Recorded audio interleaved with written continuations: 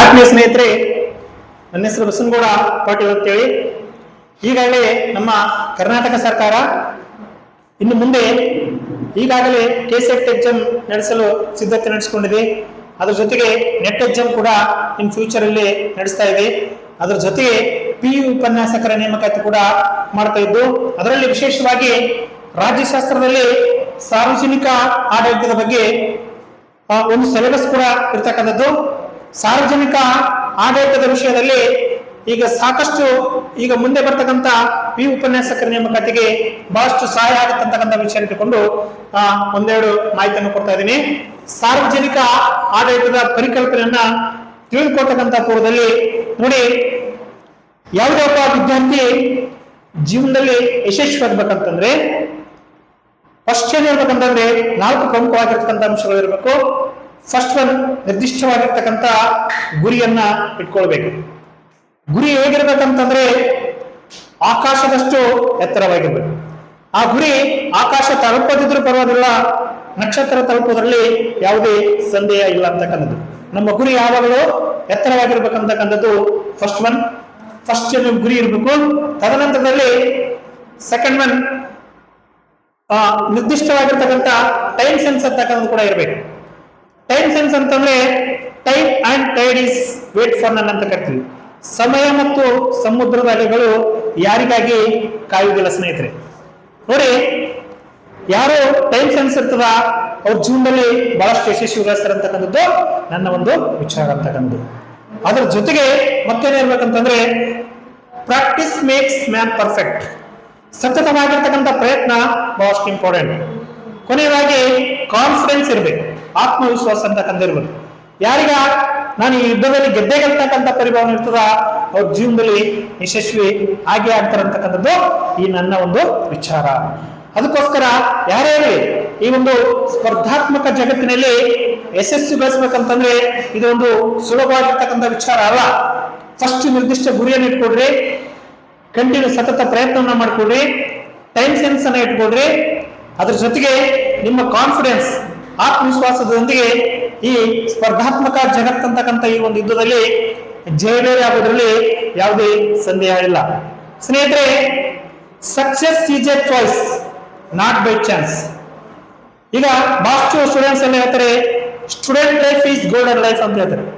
Student life is golden life ಅಂದ್ರೆ ಮುಟ್ಟಿದ್ದೆಲ್ಲ students ಎಲ್ಲ ಮುಟ್ಟಿದ್ದೆಲ್ಲ ಚಿನ್ನ ಆಗಕ್ಕೆ ಸಾಧ್ಯನೇ ಇಲ್ಲ.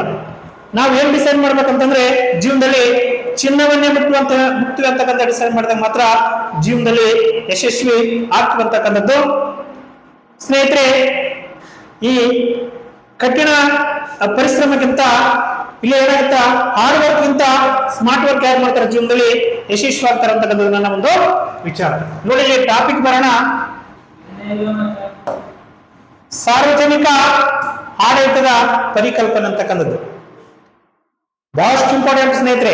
ನೀಟಾಗಿ ಕರೆಕ್ಟ್ ಆಗಿ ಪಾಯಿಂಟ್ಸ್ ಮಾಡ್ಕೊಡ್ರಿ, ತಿಳ್ಕೊಡ್ರಿ. ನೋಡಿಲ್ಲಿ ಫಸ್ಟ್ ಒನ್, ಸಾರ್ವಜನಿಕ ಆಡಳಿತ ಅಂತಕ್ಕಂಥದ್ದು ಯಾವುದರ ಒಂದು ಭಾಗ ಅಂತ ಪ್ರಶ್ನೆಯನ್ನ ಕೇಳ್ತಾರ. ಸಾರ್ವಜನಿಕ ಆಡಳಿತ ಅಂತಕ್ಕಂಥದ್ದು ರಾಜ್ಯಶಾಸ್ತ್ರದ ಒಂದು ಭಾಗ. ರಾಜ್ಯಶಾಸ್ತ್ರದ ಒಂದು ಭಾಗ ಪಾಯಿಂಟ್ ಇಂಪಾರ್ಟೆಂಟ್. ಯಾವುದರ ಒಂದು ಭಾಗ? ರಾಜ್ಯಶಾಸ್ತ್ರದ ಒಂದು ಭಾಗ ಅಂತಕ್ಕಂಥದ್ದು. ಹಾಗಾದ್ರೆ ಸ್ನೇಹಿತರೆ ನೋಡಿಲ್ಲಿ ಸಾರ್ವಜನಿಕ ಆಡಳಿತದ ಬಗ್ಗೆ ಸಾಕಷ್ಟು ಮಾಹಿತಿ ಇರ್ತಕ್ಕಂಥ 2 ಪ್ರಮುಖವಾಗಿರ್ತಕ್ಕಂಥ ಕೃತಿಗಳು ಯಾವಂತ ಪ್ರಶ್ನೆಯನ್ನ ಕೇಳ್ತಾರ. ಹಾಗಾದ್ರೆ ನೋಡಿ, ಸಾರ್ವಜನಿಕ ಆಡಳಿತದ ಬಗ್ಗೆ ಕೌಟಿಲ್ಯ ಬರೆದಿರ್ತಕ್ಕಂಥ ಅರ್ಥಶಾಸ್ತ್ರ ಗ್ರಂಥದಲ್ಲಿ ಸಂಪೂರ್ಣವಾಗಿರ್ತಕ್ಕಂಥ ಮಾಹಿತಿ ಇರ್ತಕ್ಕಂಥದ್ದು. ಯಾರು ಬರೆದದ್ದು? ಕೌಟಿಲ್ಯನ ಬರೆದ ಪ್ರಮುಖ ಗ್ರಂಥ ಯಾವುದು ಅಂತ ಕೇಳ್ತಾರ. ಕೌಟಿಲ್ಯನ ಪ್ರಮುಖ ಗ್ರಂಥ ಯಾವುದಂದ್ರೆ ಅರ್ಥಶಾಸ್ತ್ರ. ಈ ಅರ್ಥಶಾಸ್ತ್ರದಲ್ಲಿ ಏನಿದೆ? ಸಾರ್ವಜನಿಕ ಆಡಳಿತದ ಬಗ್ಗೆ ಸಾಕಷ್ಟು ಮಾಹಿತಿ ಇರ್ತಕ್ಕಂಥದ್ದು, ಸಂಪೂರ್ಣವಾಗಿರ್ತಕ್ಕಂಥ ಮಾಹಿತಿ ಇರ್ತಕ್ಕಂಥದ್ದು ಕೌಟಿಲ್ಯನ ಅರ್ಥಶಾಸ್ತ್ರ. ಮತ್ತೊಂದು ಕೃತಿ ನೋಡಿ, ಇಂಪಾರ್ಟೆಂಟ್ ಇದು, ಮೆಕ್ಯಾವೆಲಿಯ ಪ್ರಿನ್ಸ್ ಅಂತಕ್ಕಂಥ ಗ್ರಂಥದಲ್ಲಿ. ಮೆಕ್ಯಾವೆಲಿಯವರ ಪ್ರಮುಖ ಗ್ರಂಥ ಯಾವ್ದಂತ ಕೂಡ ನಿಮ್ಮ ಪ್ರಶ್ನೆ ಕೇಳ್ತಾರೆ. ನೋಡಿಲಿ, ಮೆಕ್ಯಾವೆಲಿಯ ಪ್ರಮುಖ ಗ್ರಂಥ ನೋಡಿಲಿ ದಿ ಪ್ರಿನ್ಸ್ ಅಂತಕ್ಕಂಥದ್ದು ಇಂಪಾರ್ಟೆಂಟ್. ಕೌಟಿಲ್ಯನ ಪ್ರಮುಖ ಗ್ರಂಥ ಯಾವ್ದು ಅಂತ ಕೇಳಿದ್ರೆ ಅರ್ಥಶಾಸ್ತ್ರ. ಮೆಕ್ಯಾವೆಲಿಯವರು ಬರೆದ ಪ್ರಮುಖ ಗ್ರಂಥ ಕೇಳಿದ್ರೆ ಮೆಕ್ಯಾವೆಲಿಯರ ಪ್ರಮುಖ ಗ್ರಂಥ ಪ್ರಿನ್ಸ್ ಅಂತಕ್ಕಂಥ ಗ್ರಂಥ. ಈ ಎರಡು ಗ್ರಂಥಗಳಲ್ಲಿ ಸಾರ್ವಜನಿಕ ಆಡಳಿತದ ಬಗ್ಗೆ ಸಾಕಷ್ಟು ಮಾಹಿತಿ ಇರ್ತಕ್ಕಂಥ ಎರಡು ಗ್ರಂಥಗಳು ಯಾವಂತ ನಿಮ್ಗೆ ಏನಾದ್ರೂ ಪ್ರಶ್ನೆನ ಕೇಳಿದ್ರೆ ಅಂತಂದ್ರೆ ಆ ಎರಡು ಕೃತಿಗಳನ್ನ ನೆನಪಿನಲ್ಲಿ ಇಟ್ಕೋಬೇಕು. ಇದು ಬಹಳಷ್ಟು ಸಲ ಕೆಸೆಟ್ ನೆಟ್ ಎಕ್ಸಾಮ್ ದಲ್ಲಿ ಕ್ವಶನ್ ಅಂತಕ್ಕಂಥದ್ದು ರಿವಿಷನ್ ಆಗಿರ್ತಕ್ಕಂಥದ್ದು. ಸ್ನೇಹಿತರೆ, ಥರ್ಡ್ ಒನ್ ಪಾಯಿಂಟ್ ಕೊಡಿ. ಇದರ ಜೊತೆಗೆ ನಮ್ಮ ಭಾರತದ ಮಹಾಕಾವ್ಯಗಳು ಅಂತ ಕರಿತೀವಿ. ಭಾರತ ದೇಶದ ಎರಡು ಮಹಾಕಾವ್ಯಗಳು ಯಾವಂತ ಪ್ರಶ್ನೆ ಕೇಳಿದ್ರೆ ನಿಮ್ಗೆಲ್ಲ ಗೊತ್ತಿರ್ತಕ್ಕಂಥ ವಿಚಾರ, ಒಂದು ರಾಮಾಯಣ, ಮತ್ತೊಂದು ಮಹಾಭಾರತ ಅಂತ ಕರಿತೀವಿ. ಯಾಕೆ ಈ ಪಾಯಿಂಟ್ ಹೇಳ್ತಾ ಇದ್ದೀನಿ ಅಂತಂದ್ರೆ, ಈ ಸಾರ್ವಜನಿಕ ಆಡಳಿತದ ಬಗ್ಗೆ ರಾಮಾಯಣದಲ್ಲಿ ರಾಮಾಯಣದಲ್ಲಿ ಕೂಡ ಮಾಹಿತಿ ಇದೆ. ಅದರ ಜೊತೆಗೆ ಮಹಾಭಾರತ ಅಂತಕ್ಕಂಥ ಗ್ರಂಥದಲ್ಲಿ ಕೂಡ ಸಂಪೂರ್ಣವಾಗಿರ್ತಕ್ಕಂಥ ಮಾಹಿತಿ ಇದೆ ಸ್ನೇಹಿತರೆ. ಹಾಗಾದ್ರೆ ಇನ್ನು ಯಾವ್ಯಾವ ವಿಷಯದಲ್ಲಿ ಮಾಹಿತಿ ಇದೆ ಅಂತಂದ್ರೆ, ಗ್ರೀಕ್ ದೇಶದಲ್ಲಿ, ಪ್ರಾಚೀನ ಗ್ರೀಕ್ ದೇಶದ ನಗರ ರಾಜ್ಯ ವ್ಯವಸ್ಥೆಯಲ್ಲಿ ಪಾಯಿಂಟ್ ಔಟ್ ನೋಡಿ ಸ್ನೇಹಿತರೆ, ಗ್ರೀಕ್ನ ನಗರ ಮತ್ತು ರಾಜ್ಯದಲ್ಲಿ, ಗ್ರೀಕ್ನ ನಗರ ರಾಜ್ಯದಲ್ಲಿ ಕೂಡ ಯಾವ್ದ್ರ ಬಗ್ಗೆ ಮಾಹಿತಿ ಇದೆ ಸ್ನೇಹಿತರೆ ಅಂತಂದ್ರೆ, ಸಾರ್ವಜನಿಕ ಆಡಳಿತದ ಬಗ್ಗೆ ಸಂಪೂರ್ಣವಾಗಿರ್ತಕ್ಕಂಥ ಮಾಹಿತಿ ಇರ್ತಕ್ಕಂಥದ್ದು. ಹಾಗಾದ್ರೆ ನೋಡಿ, ನಮ್ಗೇನು ಕನ್ಫರ್ಮ್ ಆಯ್ತು? ಇನ್ನೊಂದ್ಸಲ ತಿಳ್ಕೊಡಿ. ಸಾರ್ವಜನಿಕ ಆಡಳಿತ ಯಾವುದರ ಭಾಗ? ರಾಜ್ಯಶಾಸ್ತ್ರದ ಒಂದು ಭಾಗ. ಕ್ಲಿಯರ್? ಸಾರ್ವಜನಿಕ ಆಡಳಿತದ ಬಗ್ಗೆ ಯಾವ ಎರಡು ಗ್ರಂಥಗಳಲ್ಲಿದೆ ಮಾಹಿತಿ? ಕೌಟಿಲ್ಯನ ಅರ್ಥಶಾಸ್ತ್ರದಲ್ಲಿದೆ, ಮೆಕ್ಯಾವೆಲಿಯವರ ಪ್ರಿನ್ಸ್ ಗ್ರಂಥದಲ್ಲಿದೆ. ಅದರ ಜೊತೆಗೆ ಮತ್ತೆ ಯಾವ ವಿಷಯ, ಯಾವ ಒಂದು ಅಂಶದಲ್ಲಿದೆ ಅಂತ ಕ್ವಶನ್ ಕೇಳಿದ್ರೆ ಅಂದ್ರೆ, ಮಹಾಕಾವ್ಯವಾಗಿರ್ತಕ್ಕಂಥ ರಾಮಾಯಣದಲ್ಲಿ ಮಾಹಿತಿ ಇದೆ ಸಾರ್ವಜನಿಕ ಆಡಳಿತದ ಬಗ್ಗೆ. ಮಹಾಭಾರತದಲ್ಲಿ ಸಂಪೂರ್ಣವಾಗಿರ್ತಕ್ಕಂಥ ಮಾಹಿತಿ ಇರ್ತಕ್ಕಂಥದ್ದು. ಅದರ ಜೊತೆಗೆ ಪಂಚಾಯತ್ ರಾಜ್ ವ್ಯವಸ್ಥೆಯಲ್ಲಿ ಕೂಡ ಮಾಹಿತಿ ಇದೆ. ಪಂಚಾಯತ್ ರಾಜ್ ವ್ಯವಸ್ಥೆಯಲ್ಲಿ ಕೂಡ ಮಾಹಿತಿ ಇರ್ತಕ್ಕಂಥದ್ದು. ಅದರ ಜೊತೆಗೆ ಮತ್ತೊಂದು ಪಾಯಿಂಟ್, ಗ್ರೀಕ್ನ ನಗರ ರಾಜ್ಯಗಳಲ್ಲಿ ಕೂಡ ಮಾಹಿತಿ ಇದೆ. ಅದರಲ್ಲಿ ಗ್ರೀಕ್ ದೇಶದ ನಗರ ರಾಜ್ಯಗಳಲ್ಲಿ ಸಂಪೂರ್ಣವಾಗಿರ್ತಕ್ಕಂಥ ಮಾಹಿತಿ ಇರ್ತಕ್ಕಂಥದ್ದು. ನೋಡ್ರಿ, ಕ್ಲಿಯರ್? ಕೌಟಿಲ್ಯನ ಅರ್ಥಶಾಸ್ತ್ರ, ಮೆಕ್ಯಾವೆಲಿಯ ಪ್ರಿನ್ಸ್, ಮಹಾಕಾವ್ಯವಾಗಿರ್ತಕ್ಕಂಥ ರಾಮಾಯಣ ಮತ್ತು ಮಹಾಭಾರತದಲ್ಲಿ ಮಾಹಿತಿ ಇದೆ. ಆಮೇಲೆ ಪಂಚಾಯತ್ ರಾಜ್ ವ್ಯವಸ್ಥೆಯಲ್ಲಿ ಕೂಡ ಮಾಹಿತಿ ಇದೆ. ಆಮೇಲೆ ಗ್ರೀಕ್ ಮತ್ತು ಗ್ರೀಕ್ ನಗರ ರಾಜ್ಯದಲ್ಲಿ ಕೂಡ ಸಂಪೂರ್ಣವಾಗಿರ್ತಕ್ಕಂಥ ಮಾಹಿತಿ ಯಾವುದರ ಬಗ್ಗೆ ಇದೆ ಅಂದ್ರೆ, ಸಾರ್ವಜನಿಕ ಆಡಳಿತದ ಬಗ್ಗೆ ಸಂಪೂರ್ಣವಾಗಿರ್ತಕ್ಕಂಥ ಮಾಹಿತಿ ಒಳಗೊಂಡಿರ್ತಕ್ಕಂಥ ಪ್ರಮುಖವಾಗಿರ್ತಕ್ಕಂಥ ಅಂಶಗಳಂತ ನಾವು ಇದನ್ನ ಕರಿತೀವಿ. ನೋಡಿ ಸ್ನೇಹಿತರೆ, ಈ ಸಾರ್ವಜನಿಕ ಆಡಳಿತದ ಅಧ್ಯಯನದ ಬಗ್ಗೆ ಯಾವ ಶತಮಾನದಲ್ಲಿ ಈ ಅಧ್ಯಯನ ಅಂತಕ್ಕಂಥದ್ದು ಆರಂಭವಾಯ್ತು ಅಂತ ಕೂಡ ಪ್ರಶ್ನೆಯನ್ನು ಕೇಳ್ತಾರ. ಎಷ್ಟನೇ ಶತಮಾನದಲ್ಲಿ? 19ನೇ ಶತಮಾನದ ಯಾವ ಭಾಗದಲ್ಲಿ? ಕೊನೆಯ ವರ್ಷಗಳಲ್ಲಿ. 19ನೇ ಶತಮಾನ ಬಹಳ ಸಲ ಪ್ರಶ್ನೆ ಕೇಳ್ತಾರ. ಏನ್ ಗೊತ್ತಾ? ಸಾರ್ವಜನಿಕ ಆಡಳಿತದ ಪರಿಕಲ್ಪನೆ ಬಗ್ಗೆ 17ನೇ ಶತಮಾನದಲ್ಲಿ, 18ನೇ ಶತಮಾನದಲ್ಲಿ, 19ನೇ ಶತಮಾನದಲ್ಲಿ, 20ನೇ ಶತಮಾನದಲ್ಲಿ ಅಂತ ಏನಾದ್ರು ಪ್ರಶ್ನೆಯನ್ನು ಕೇಳಿದ್ರೆ ಅಂತಂದ್ರೆ ನೀವೇನು ಆನ್ಸರ್ ಮಾಡ್ಬೇಕು ಗೊತ್ತಾ? 19ನೇ ಶತಮಾನದ ಕೊನೆಯ ವರ್ಷಗಳಲ್ಲಿ ಈ ಸಾರ್ವಜನಿಕ ಆಡಳಿತದ ಬಗ್ಗೆ ಏನಾಯ್ತು ಅಂತಂದ್ರೆ ಅಧ್ಯಯನ ಅಂತಕ್ಕಂಥದ್ದು ಆರಂಭ ಆಯ್ತು ಅಂತಕ್ಕಂಥದ್ರಲ್ಲಿ ಗೊತ್ತಾಗುತ್ತಾ. ಹಾಗಾದ್ರೆ ನೆಕ್ಸ್ಟ್ ವೆರಿ ಇಂಪಾರ್ಟೆಂಟ್ ಆಗಿರ್ತಕ್ಕಂಥ ಒಂದು ಪ್ರಶ್ನೆ, ಈ ಸಾರ್ವಜನಿಕ ಆಡಳಿತದ ಅಧ್ಯಯನ ಮಾಡ್ತಕ್ಕಂಥ ಒಂದು ಬೆಳವಣಿಗೆ ಯಾವ ದೇಶದಲ್ಲಿ ಪ್ರಪ್ರಥಮವಾಗಿ ಆರಂಭ ಆಯ್ತು ಅಂತ ಕೂಡ ಬಹಳಷ್ಟು ಇಂಪಾರ್ಟೆಂಟ್. ನೋಡಿ, ಸಾರ್ವಜನಿಕ ಆಡಳಿತದ ಬಗ್ಗೆ ಅಧ್ಯಯನ ಬೆಳವಣಿಗೆ ಆರಂಭ ಆಗಿರ್ತಕ್ಕಂಥದ್ದು ಫಸ್ಟ್ ಆರಂಭ ಆಗಿರ್ತಕ್ಕಂಥ ಯಾವ ದೇಶದಲ್ಲಿ ಅಂತಂದ್ರೆ ಇಂಪಾರ್ಟೆಂಟ್, ಅಮೆರಿಕ ದೇಶದಲ್ಲಿ. ಯಾವ ದೇಶದಲ್ಲಿ? ಅಮೆರಿಕ ದೇಶದಲ್ಲಿ ಸಾರ್ವಜನಿಕ ಆಡಳಿತದ ಬಗ್ಗೆ ಏನಾಯ್ತು? ಅಧ್ಯಯನ ಅಂತಕ್ಕಂಥದ್ದು ಆರಂಭ ಆಯ್ತು ಅಂತಕ್ಕಂಥದ್ದು ವೆರಿ ಇಂಪಾರ್ಟೆಂಟ್ ಆಗಿರ್ತಕ್ಕಂಥ ಒಂದು ವಿಷಯ. ನೆಕ್ಸ್ಟ್ ನೋಡಿರಿ, ಅಮೆರಿಕ ದೇಶದ ಮಾಜಿ ಅಧ್ಯಕ್ಷರಾಗಿರ್ತಕ್ಕಂಥವ್ರು ಯಾರು ಗೊತ್ತಾ? Woodrow Wilson. ಯಾರು? Woodrow Wilson. ವುಡ್ರೋ ವಿಲ್ಸನ್ ಅವರು ಪ್ರಮುಖ ಆಗಿರ್ತಕ್ಕಂಥ ಗ್ರಂಥ ಏನಂತ ಕೂಡ ಬಹಳ ಸಲ ಕ್ವಶನ್ ಕೇಳ. ಇವರು ಬರೆದ ಪ್ರಮುಖ ಗ್ರಂಥ ಯಾವುದು ಗೊತ್ತಾ? The study of administration. The study of administration ಅಂತಕ್ಕಂಥ ಗ್ರಂಥವನ್ನ ಬರೆದಿರ್ತಕ್ಕಂಥವ್ರು ಯಾರು? ನೋಡ್ರಿ, ಅಮೆರಿಕ ದೇಶ ಯಾವ ದೇಶದವರು ಅಂತ ಕೇಳ್ತಾರ? ಅಮೆರಿಕ ದೇಶದವರು. ಯಾವ ಅಧ್ಯಕ್ಷರು? ಮಾಜಿ ಅಧ್ಯಕ್ಷರಾಗಿರ್ತಕ್ಕಂಥವ್ರು ಯಾರು? Woodrow Wilson. ಇವರು ಬರೆದಿರ್ತಕ್ಕಂಥ ಪ್ರಮುಖ ಗ್ರಂಥ ಯಾವುದು ಅಂತ ಕೇಳ್ತಾರ. ಕನ್ನಡದಲ್ಲಿ ಆಡಳಿತ ಅಧ್ಯಯನ ಅಂತ ನಾವು ಅದನ್ನ ಕರಿತೀವಿ. ಆಡಳಿತ ಅಧ್ಯಯನ ಅಂತ ನಾವು ಅದನ್ನ ಕರಿತೀವಿ. ಇಂಗ್ಲಿಷ್ ಅಲ್ಲಿ ಹೇಳ್ತೀವಿ ದಿ ಸ್ಟಡಿ ಆಫ್ ಅಡ್ಮಿನಿಸ್ಟ್ರೇಷನ್ ಅಂತಕ್ಕಂಥದ್ದು. ದಿ ಸ್ಟಡಿ ಆಫ್ ಅಡ್ಮಿನಿಸ್ಟ್ರೇಷನ್ ಅಂತಕ್ಕಂಥ ಅಡ್ಮಿನಿಸ್ಟ್ರೇಷನ್ ಗ್ರಂಥವನ್ನು ಬರೆದವರು ಯಾರು ಅಂತ ಕೇಳ್ತಾರ. ಯಾರಂದ್ರೆ ವುಡ್ರೋ ವಿಲ್ಸನ್. ಹಾಗಾದ್ರೆ ಯಾವ ವರ್ಷದಲ್ಲಿ ಬರೆದಂತ ಕೂಡ ಬಹಳ ಇಂಪಾರ್ಟೆಂಟ್. ವುಡ್ರೋ ವಿಲ್ಸನ್ ಅವರು ಯಾವ ವರ್ಷದಲ್ಲಿ ದಿ ಸ್ಟಡಿ ಆಫ್ ಅಡ್ಮಿನಿಸ್ಟ್ರೇಷನ್ ಅಂತಕ್ಕಂಥ ಗ್ರಂಥವನ್ನು ಬರೆದಿರತಕ್ಕಂಥದ್ದು ಇಂಪಾರ್ಟೆಂಟ್. ನೋಡಿ ಇಲ್ಲಿ 1887ರಲ್ಲಿ 1887ರಲ್ಲಿ ವುಡ್ರೋ ವಿಲ್ಸನ್ ಏನ್ ಮಾಡಿದ್ರ ಅಂತಂದ್ರೆ ಈ ಒಂದು ಸ್ಟಡಿ ಆಫ್ ಅಡ್ಮಿನಿಸ್ಟ್ರೇಷನ್ ಅಂತಕ್ಕಂಥ ಗ್ರಂಥವನ್ನ ಬರೆದ್ರ. ಇಲ್ಲಿ ಏನ್ ಪ್ರಶ್ನೆ ಕೇಳ್ತಾರ, ಆ ಸಾರ್ವಜನಿಕ ಆಡಳಿತ ಅಧ್ಯಯನ ಬೆಳವಣಿಗೆ ಆರಂಭ ಯಾವ ದೇಶದಲ್ಲಿ? ಅಮೆರಿಕದಲ್ಲಿ. ಅಮೆರಿಕದ ಮಾಜಿ ಅಧ್ಯಕ್ಷರು ಯಾರು? Woodrow Wilson. ಅವರು ಯಾವ ಗ್ರಂಥ ಬರೆದಂತ ಕೇಳ್ತಾರ? ದಿ ಸ್ಟಡಿ ಆಫ್ ಅಡ್ಮಿನಿಸ್ಟ್ರೇಷನ್ ಅಂತ ಹೇಳ್ಬೇಕು. ಯಾವ ವರ್ಷದಲ್ಲಿ ಬರೆದಂತ ಕೇಳಿದ್ರೆ 1887ರಲ್ಲಿ ಬರೆದಂತ ಹೇಳ್ಬೇಕು.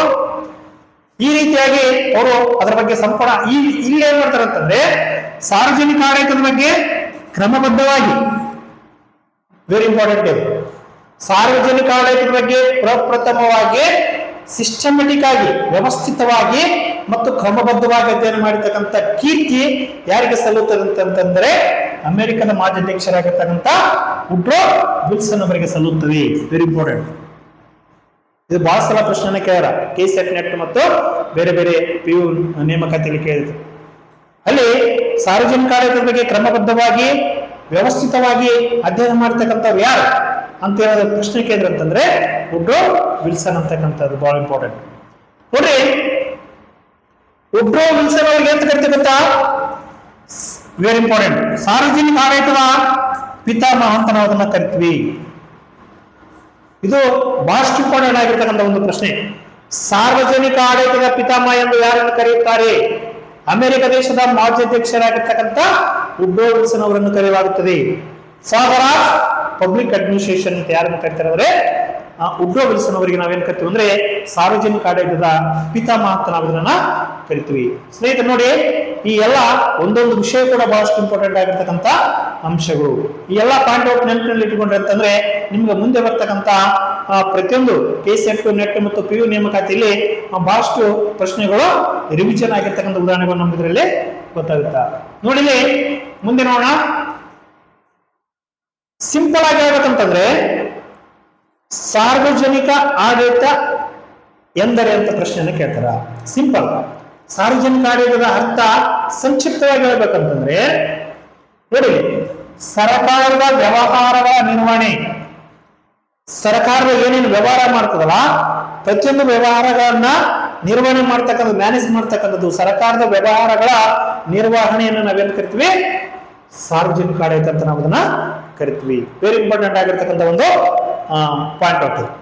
ನೆಕ್ಸ್ಟ್ ನೋಡಿ, ಹಾಗಾದ್ರೆ ಆಡಳಿತ ಅಂತಕ್ಕಂಥ ಪದ ಯಾವ ಭಾಷೆಯ ಮೂಲ ಪದದಿಂದ ಬಂದಂತ ಬಹಳಷ್ಟು ಸಲ ಕ್ವಶನ್ ಕೇಳಿದರೆ. ಆಡಳಿತ ಅಂತಕ್ಕಂಥ ಪದ ಯಾವ ಭಾಷೆಯ ಮೂಲ ಪದದಿಂದ ಬಂದಿದೆ?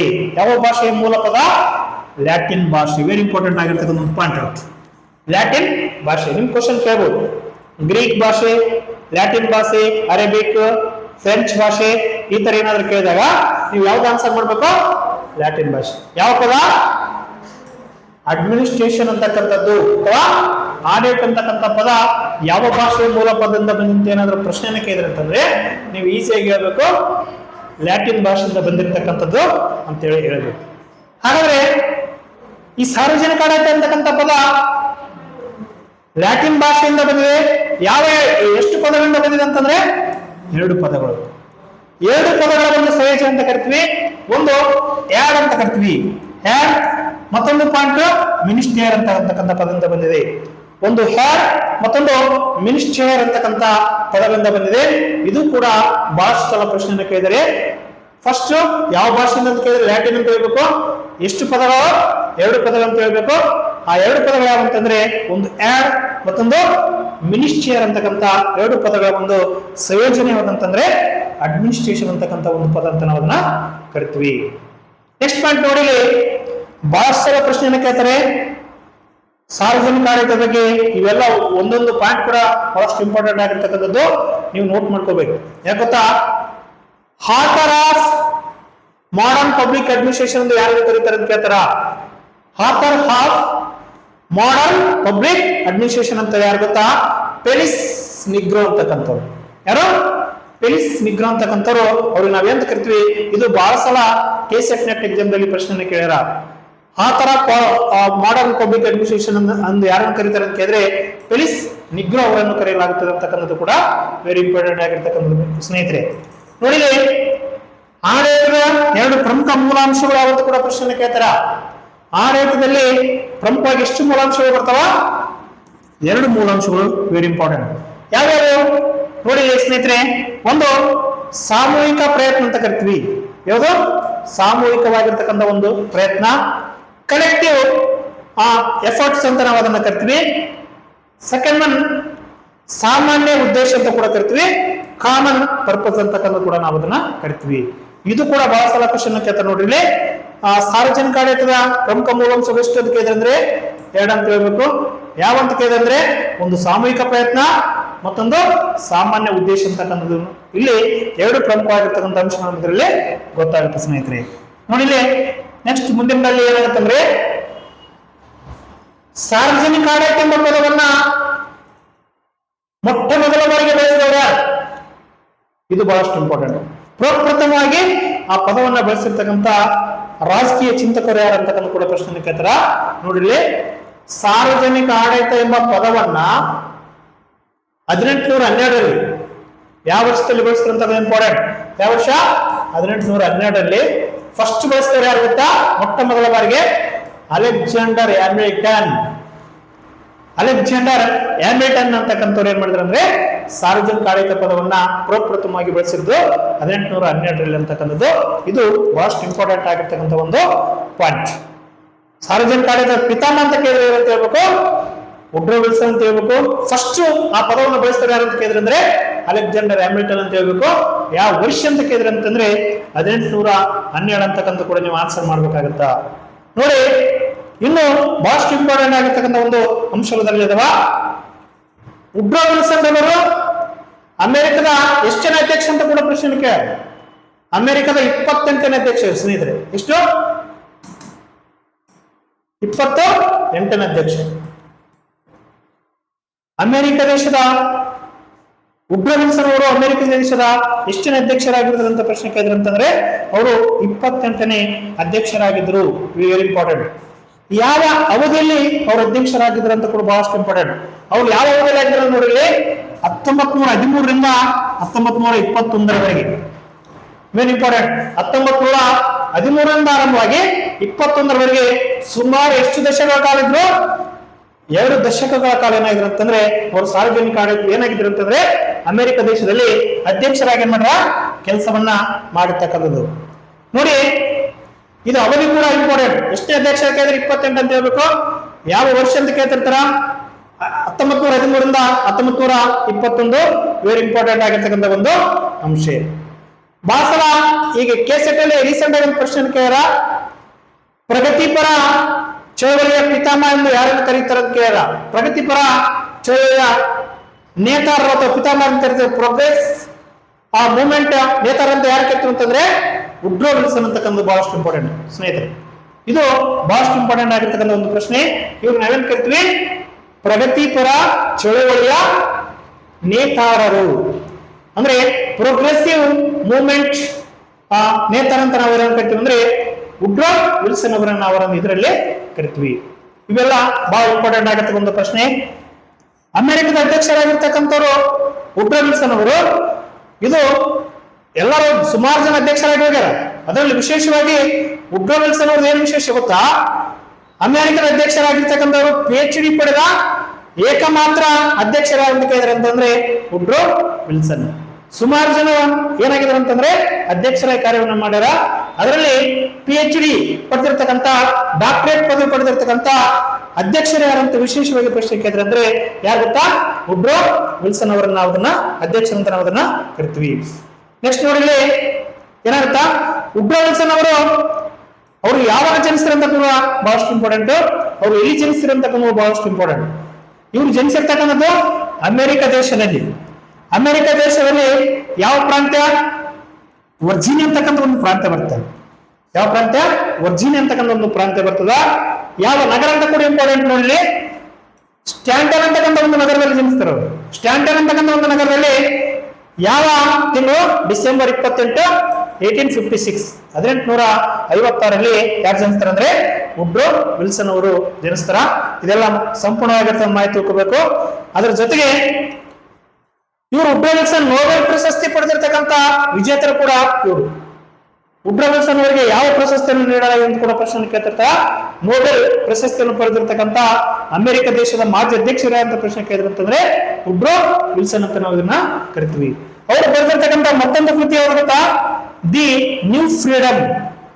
ದಿ ನ್ಯೂ ಫ್ರೀಡಮ್ ಅಂತಕ್ಕಂಥ ಗ್ರಂಥವನ್ನು ಬರೆದಿರ್ತಕ್ಕಂಥವ್ರು ಯಾರು ಅಂತ ಕೇಳ್ತಾರ. ಇದು ಬಾರಿ ಇಂಪಾರ್ಟೆಂಟ್, ಯಾಕಂದ್ರೆ ಸುಮಾರು ಸಲ ಕೆಸೆಟ್ ನೆಟ್ ಅಲ್ಲಿ ಕ್ವಶನ್ ಕೇಳ. ದಿ ನ್ಯೂ ಫ್ರೀಡಮ್ ಕೃತಿಯನ್ನು ಬರೆದಿರೋ ಯಾರು ಅಂತ ಕೇಳಿದ್ರೆ ವುಡ್ರೋ ವಿಲ್ಸನ್. ನೊಬೆಲ್ ಪ್ರಶಸ್ತಿ ಪಡೆದವರು ಅವರೇ, ಫಸ್ಟ್ PhD ಪಡೆದವರು ಕೂಡ ಅವರೇ. ಆಮೇಲೆ ಇವರು ದಿ ನ್ಯೂ ಫ್ರೀಡಮ್ ಅಂತಕ್ಕಂಥ ಗ್ರಂಥವನ್ನು ಬರೆದಿರ್ತಕ್ಕಂಥವ್ರು ವುಡ್ರೋ ವಿಲ್ಸನ್ ಅಂತ ನಾವು ಇದನ್ನ ಕರಿತೀವಿ. ಹಾಗಾದ್ರೆ ಇವರು 1924 ಫೆಬ್ರವರಿ 3 ಏನ್ ಮಾಡಿದ್ರು ಅಂದ್ರೆ ಅಮೆರಿಕದ ವಾಷಿಂಗ್ಟನ್, ಅಮೆರಿಕ ದೇಶದ ಪ್ರಮುಖವಾಗಿರ್ತಕ್ಕಂಥ ಒಂದು ನಗರ ಯಾವಂದ್ರೆ ವಾಷಿಂಗ್ಟನ್ ಅಂತ ಕರಿತೀವಿ.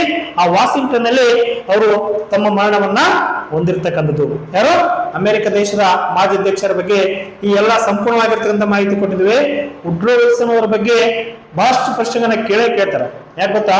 ಅವರು father of the public administration ಅಂತ ಕರಿತೀವಿ. ಅವ್ರ ಬಗ್ಗೆ ಸಂಪೂರ್ಣವಾಗಿರ್ತಕ್ಕಂಥ ಮಾಹಿತಿ ನಿಮ್ಗೆ ಇರಲೇಬೇಕು. ಇಲ್ಲಾಂದ್ರೆ ಬಹಳಷ್ಟು ಕ್ವಶನ್ಸ್ ಏನಾಗುತ್ತೆ, ನಿಮ್ಗೆ ಮಿಸ್ಟೇಕ್ಸ್ ಆಗ್ತಕ್ಕಂಥ ಸಾಧ್ಯತೆಗಳು ಕೂಡ ಇರ್ತವ. ಹಾಗಾದ್ರೆ ಸಾರ್ವಜನಿಕ ಆಡಳಿತದ ವಾಕ್ಯಗಳನ್ನ ತಿಳಿದುಕೊಳ್ತಕ್ಕಂಥ ಪೂರ್ವದಲ್ಲಿ ಕಾಂಪಿಟೇಟಿವ್ ಓದ್ತಕ್ಕಂಥ ವಿದ್ಯಾರ್ಥಿಗಳಿಗೆ ಒಂದೆರಡು ಕಿವಿ ಮಾತು ಹೇಳ್ತೀನಿ. Strength is life, weakness is death ಅಂತ ಕರಿತೀವಿ. ಜೀವನದಲ್ಲಿ ಯಶಸ್ವಿ ಆಗ್ಬೇಕಂತಂದ್ರೆ ನಾವ್ ಯಾವಾಗಲೂ ಹೋರಾಟ ಮಾಡ್ತಾನೆ ಇರ್ಬೇಕು, ಯಾವಾಗಲೂ ಆಕ್ಟಿವ್ ಆಗಿರ್ಬೇಕು. ಆಕ್ಟಿವ್ ಆಗಿ ಬೆಳಗ್ಗೆ ಎದ್ದು ಬೇಗನೆ ಎದ್ದು ನಾವು ಪುಸ್ತಕ ಜೊತೆ ನಾವು ಹೋರಾಟ ಮಾಡಿದಂತ ಜೀವನದಲ್ಲಿ ಯಶಸ್ವಿ ಆಗ್ತಿರುವಂತಕ್ಕಂಥದ್ದು ನಮ್ಮ ತಂದೆ ತಾಯಿಗಳಿಗೆ, ನಮ್ಮ ಕಲಿಸಿರ್ತಕ್ಕಂಥ ಗುರುಗಳಿಗೆ ನಾವು ಇಟ್ಕೊಂಡಿರ್ತಕ್ಕಂಥ ಗುರಿ ಸಾಧಿಸ್ಬೇಕಂತಂದ್ರೆ ಟಾರ್ಗೆಟ್ ಫಿಕ್ಸ್ ಮಾಡ್ಬೇಕು, ಸತತ ಪ್ರಯತ್ನ ಮಾಡ್ಬೇಕು, ಟೆನ್ಷನ್ಸ್ ಇರ್ಬೇಕು. ಗೋಲ್ ಕರೆಕ್ಟ್ ಆಗಿತ್ತು ಅಂತಂದ್ರೆ ಪರ್ಫೆಕ್ಟ್ ಆಗಿ ನೀವೇನಾಗ್ತೀರ ಅಂತಂದ್ರೆ ಯಶಸ್ವಿ ಹಾಗೆ ಆಗ್ತಿರಂತಕ್ಕಂಥದ್ದು ನನ್ನ ಒಂದು ವಿಚಾರ. ನೋಡಿ ಸ್ನೇಹಿತರೆ, ನೀವು ಬಹಳಷ್ಟು ಸಲ ನೋಡಿ ಸಾರ್ವಜನಿಕ ಆಡಳಿತದ ವಾಕ್ಯಗಳನ್ನು ಕೇಳ್ತಾರೆ. ವಾಕ್ಯಗಳನ್ನ ನೆನ್ಪಿಡ್ಬೇಕಂತಂದ್ರೆ ಬಹಳಷ್ಟು ಕಷ್ಟ. ಒಬ್ಬೊಬ್ಬರು ಒಂದೊಂದು ರೀತಿಯಾಗಿರ್ತಕ್ಕಂಥ ವಾಕ್ಯಗಳನ್ನ ಹೇಳ್ತಾರೆ. ನಾನು ಇದರಲ್ಲಿ ಏನ್ ಮಾಡಿದಂತಂದ್ರೆ ಸಾರ್ವಜನಿಕ ಆಡಳಿತದ ವಾಕ್ಯಗಳನ್ನ ಸರಳವಾಗಿ ನೆನಪು ಇಟ್ಕೊಳ್ಬೇಕಂತಂದ್ರೆ ಕೆಲವೊಂದು ಟ್ರಿಕ್ಸ್ ಗಳನ್ನ ಕೂಡ ನಾನು ಇದರಲ್ಲಿ ಮಾಡಿದ್ದೀನಿ. ನೋಡಿ ಏನ್ ಟ್ರಿಕ್ಸ್ ಅಂತಂದ್ರೆ, ಸಾರ್ವಜನಿಕ ಆಡಳಿತದ ವಾಕ್ಯಗಳಲ್ಲಿ ಫಸ್ಟ್ ನೋಡಿ ಯಾರು? WD ವೈಟ್ ಅವರ ಪ್ರಕಾರ. WD ವೈಟ್ ಅಂತ ಒಬ್ಬ ರಾಜಕೀಯ ಚಿಂತಕರು ಏನಂತ ಹೇಳ್ತಾರೆ ಅಂತಂದ್ರೆ, ಇದರಲ್ಲಿ ಸಾರ್ವಜನಿಕ ಆಡಳಿತ ಎಲ್ಲಾ ಅಂಶ ಓದ್ತಕ್ಕಂಥ ಅವಶ್ಯಕತೆ ಇಲ್ಲ. ಎಲ್ಲಿ ಸಾರ್ವಜನಿಕ ನೀತಿ ಅಂತ ಬಂತಂದ್ರೆ ನೀವು ಮೈಂಡ್ ಅಲ್ಲಿ ಇಟ್ಕೊಳ್ಬೇಕು, ಅದು WD ವೈಟ್ ಅವರು ಹೇಳಿರ್ತಕ್ಕಂಥದ್ದು. ಸಾರ್ವಜನಿಕ ನೀತಿಯನ್ನು ಕಾರ್ಯಗತಗೊಳಿಸುವುದೇ ಸಾರ್ವಜನಿಕ ಆಡಳಿತ ಅಂತಕ್ಕಂಥದ್ದು. ಎಲ್ಲಿ ಸಾರ್ವಜನಿಕ ನೀತಿ ಅಂತ ಬರ್ತದ್ರ ಅಲ್ಲಿ ನೀವು ಫೈಂಡ್ ಔಟ್ ಮಾಡ್ಕೊಳ್ಬೇಕು, ಅದು WD ವೈಟ್ ಅವರು ಹೇಳ್ತಕ್ಕಂಥ ಒಂದು ವಾಕ್ಯ ಅಂತಕ್ಕಂಥದ್ದು. ಇಷ್ಟೇ ನೆನಪಿಟ್ಟು ಸಾಕು, ಸಾರ್ವಜನಿಕ ನೀತಿ. ಓಕೆ, ಸೆಕೆಂಡ್ ಒನ್ ಪಿಪ್ನರ್ ಅವರ ಪ್ರಕಾರ. ನೋಡಿ ಪಿಪ್ನರ್ ಅವರು ಅಂತ ಹೇಳ್ತಾರೆ ಗೊತ್ತಾ? ಜಸ್ಟ್ ನೆನ್ಪಿಡ್ಬೇಕಂದ್ರೆ ಸಾಮೂಹಿಕ ಪ್ರಯತ್ನಗಳು ಅಂತಕ್ಕಂಥ ವಾಕ್ಯವನ್ನ ನೆನ್ಪಿಟ್ಕೊಂಡು ಸಾಕು. ಸಾಮೂಹಿಕ ಪ್ರಯತ್ನಗಳ ಸಂಯೋಜನೆ, ಇಲ್ಲಿ ಸಾರ್ವಜನಿಕ ನೀತಿ ನೆನ್ಪಿಟ್ಕೊಡ್ರಿ. ಸೆಕೆಂಡ್ ಒನ್ ಸಾಮೂಹಿಕ ಪ್ರಯತ್ನ ಅಂತಕ್ಕಂಥ ಪಾಯಿಂಟ್ ಅನ್ನ ನೀವು ಈಸಿಯಾಗಿ ನೆನ್ಪಿಟ್ಕೊಡ್ರಿ ಅಂತಂದ್ರೆ, ಸಾಮೂಹಿಕ ಪ್ರಯತ್ನ ಅಂತ ಬಂದ ತಕ್ಷಣನೇ ನೀವು ಯಾರ ಹೆಸರು ಹೇಳ್ಬೇಕು? ಪಿಪ್ನರ್ ಅಂತಕ್ಕಂಥ ನಿಮ್ಮ ಮೈಂಡ್ ಅಲ್ಲಿ ಬರ್ಬೇಕು. ಈಸಿ, ಯಾಕಂದ್ರೆ ಈ ಪಾಯಿಂಟ್ ಬೇರೆ ವಾಕ್ಯಗಳಲ್ಲಿ ರಿವಿಷನ್ ಆಗಿಲ್ಲ, ಅದಕ್ಕೋಸ್ಕರ ನಾನು ಶಾರ್ಟ್ ನೋಟ್ ಆಗಿ ನಿಮ್ಗೆ ಹೇಳ್ತಾ ಇದ್ದೀನಿ. ಥರ್ಡ್ ಒನ್ ಹಾರ್ವೆ ವಾಕರ್ ಅವರ ಪ್ರಕಾರ. ಹಾರ್ವೆ ವಾಕರ್ ಅಂದ ತಕ್ಷಣ ಏನ್ ನೆನ್ಪಿಡ್ಬೇಕು? ಕಾನೂನನ್ನು ಜಾರಿಗೆ ತರುವವರು. ಕಾನೂನನ್ನು ಜಾರಿ ತರ ಇಂಪಾರ್ಟೆಂಟ್. ಕಾನೂನು ಜಾರಿಗೆ ತರತಕ್ಕಂಥದ್ದು. ಕಾನೂನನ್ನು ಜಾರಿಗೆ ತರಲು ಸರ್ಕಾರ ನಿರ್ವಹಿಸುವ ಕಾರ್ಯ. ಇವೆಲ್ಲವೂ ನೆನ್ಪಿಡ್ತಕ್ಕಂಥ ಅವಶ್ಯಕತೆ ಇಲ್ಲ.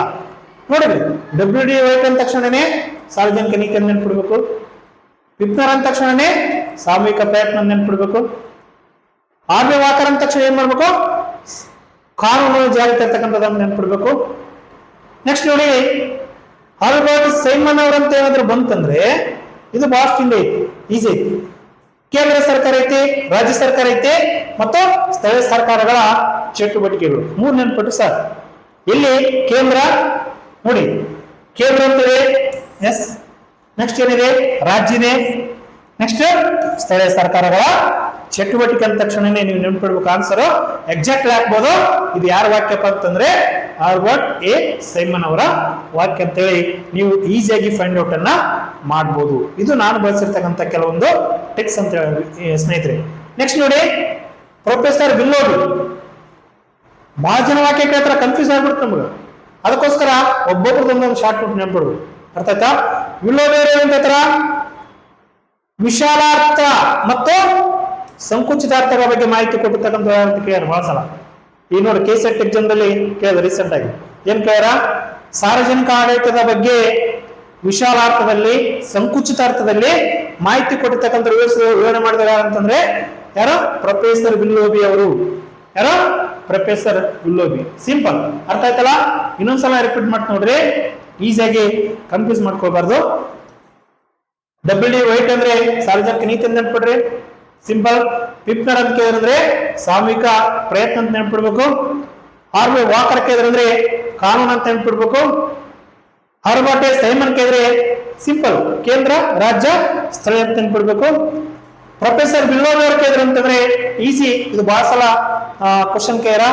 ಸಾರ್ವಜನಿಕ ಆಡಳಿತವನ್ನ ಸಂಕುಚಿತ ಮತ್ತು ವಿಶಾಲಾರ್ಥದಲ್ಲಿ ಎಕ್ಸ್ಪ್ಲೇನ್ ಮಾಡ್ತಕ್ಕಂಥವ್ರು ಯಾರು ಅಂತ ಕೇಳಿದ್ರೆ ಅಂದ್ರೆ ಪ್ರೊಫೆಸರ್ ವಿಲ್ಲೋಬಿ ಅವರು ಅಂತಕ್ಕಂಥ ಮಾಹಿತಿಯನ್ನ ನಮ್ಮಲ್ಲಿ ಗೊತ್ತಾಗುತ್ತಾ.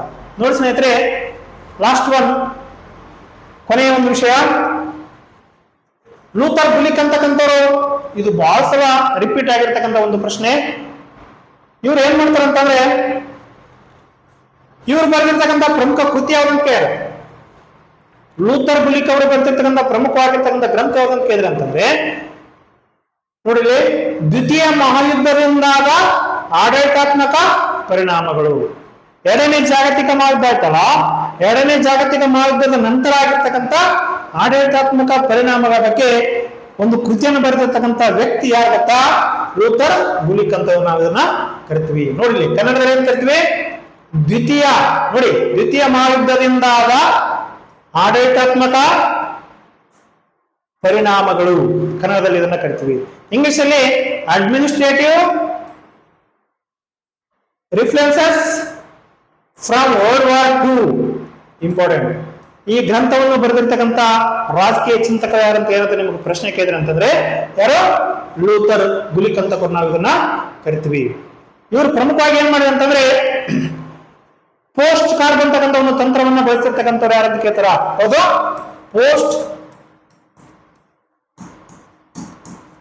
ಪೋಸ್ಟ್ ಕಾರ್ಡ್ ಅಂತಕ್ಕಂಥ ಈ ಒಂದು ತಂತ್ರವನ್ನ ಆಡಳಿತದಲ್ಲಿ ಬಳಸಿರ್ತಕ್ಕಂಥ ವ್ಯಕ್ತಿ ಯಾರಂತ ಏನಾದ್ರೂ ಪ್ರಶ್ನೆಯನ್ನು ಕೇಳಿದ್ರೆ ಅಂತಂದ್ರೆ ಇದು ಸುಮಾರು ಸಲ, ಸಿಕ್ಕಾಪಟ್ಟೆ ಸಲ ಏನಾಗಿದೆ ಅಂತಂದ್ರೆ ಪ್ರಶ್ನೆಯನ್ನು ಕೇಳಿರ್ತಕ್ಕಂಥದ್ದು ಯಾರು ಬಳಸ್ಯಾರ? ಪೋಸ್ಟ್ ಕಾರ್ಡ್ ತಂತ್ರ, ಲೂಥರ್ ಗುಲಿಕ್ ಅಂತಕ್ಕಂಥ ನಾವು ಅದನ್ನ ಕರಿತೀವಿ.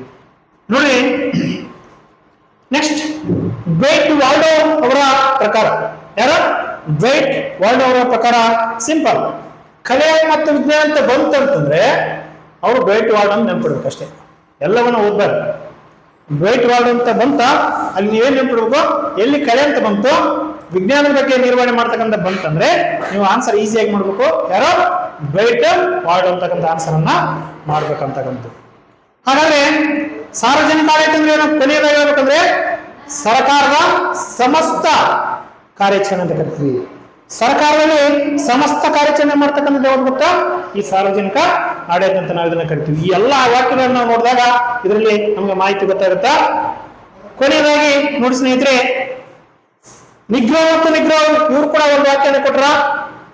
ಸಾರ್ವಜನಿಕ ಆಡಳಿತದ ಬಗ್ಗೆ ಅವ್ರ ಲಕ್ಷಣಗಳನ್ನು ಗುರುತಿಸಿರ್ತಕ್ಕಂಥ ಕೂಡ ಇವ್ರು ನಮ್ಮದ್ರಲ್ಲಿ ಗೊತ್ತಾಗುತ್ತಾ. ಈ ರೀತಿಯಾಗಿ ಈ ಮುಂದೆ ನಡೀತಕ್ಕಂಥ ಈಗಾಗಲೇ ಸರ್ಕಾರದವರು PU ಕಾಲೇಜ್ ನೇಮಕಾತಿ, KCET ಇರ್ಬೋದು, ನೆಟ್ ಎಕ್ಸಾಮ್ ಇರ್ಬೋದು, ಈ ಒಂದು ಸಾರ್ವಜನಿಕ ಆಡಳಿತದ ಬಗ್ಗೆ ಈಗ ನಾ ಹೇಳ್ತಕ್ಕಂಥ ಎಲ್ಲಾ ವಿಷಯಗಳಲ್ಲಿ ಸುಮಾರು ಪ್ರಶ್ನೆಗಳು ನಿಮ್ಗೆ ರಿಪೀಟ್ ಆಗಿರ್ತಕ್ಕಂಥದ್ದು ಪ್ರಶ್ನೆಗಳು ಕೇಳ್ತಾರೆ. ಈ ಎಲ್ಲ ಅಂಶಗಳನ್ನ ನೀವು ಪಾಯಿಂಟ್ ಔಟ್ ಮಾಡ್ಕೊಡ್ರಿ. ಜೀವನದಲ್ಲಿ ನೋಡಿ ಏನಾಗುತ್ತೆ ಅಂತಂದ್ರೆ ಸಿಲೆಬಸ್ ಪ್ರಕಾರ ಅಧ್ಯಯನವನ್ನು ಮಾಡಿದಾಗ ಮಾತ್ರ ಯಶಸ್ವಿ ಆಗುತ್ತೆ.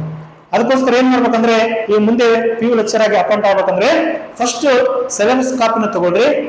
ಅದ್ರ ಜೊತೆಗೆ ಹಳೆ ಕ್ವಶನ್ ಪೇಪರ್ ಅನ್ನ ತಗೊಳ್ರಿ. ಆ ಸಿಲೆಬಸ್ ಗೆ ಸಂಬಂಧಪಟ್ಟಂತ ವಿಷಯಗಳನ್ನ ಈ ತರ ನಾ ಪಾಯಿಂಟ್ಸ್ ಮಾಡಿನಲ್ಲ ಆ ತರ ಶಾರ್ಟ್ ನೋಟ್ಸ್ ಮಾಡ್ಕೊಂಡು ನೀವು ಸತತ 4 ಪಾಯಿಂಟ್ಸ್ ಫಸ್ಟ್ ನಿರ್ದಿಷ್ಟ ಗುರಿ ಇಟ್ಕೊಳ್ರಿ. ಟೈಮ್ ಸೆನ್ಸ್ ಸಮಯ ಪ್ರಜ್ಞೆ ಇಟ್ಕೊಳ್ರಿ. ಸತತ ಪ್ರಯತ್ನ ಮಾಡ್ರಿ. ನಿಮ್ಮ ಟಾರ್ಗೆಟ್ ನಿಮ್ ಗೋಲ್ ಫಿಕ್ಸ್ ಇಟ್ಕೊಳ್ರಿ. ಆಗ ನೀವು ಇಡೀ ರಾಜ್ಯದಲ್ಲಿ 10 ರ್ಯಾಂಕ್ನ ಒಳಗಡೆ ಬರ್ತಕ್ಕಂಥ ಸಾಧ್ಯತೆ ಕೂಡ ಇರ್ತವ.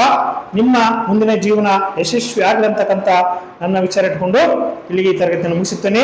ಇನ್ನು ಮುಂದಿನ ವಿಷಯಗಳ ಬಗ್ಗೆ ನೆಕ್ಸ್ಟ್ ಕ್ಲಾಸ್ ಅಲ್ಲಿ ಕಂಟಿನ್ಯೂ ಮಾಡ್ತೇನೆ. ಧನ್ಯವಾದಗಳು.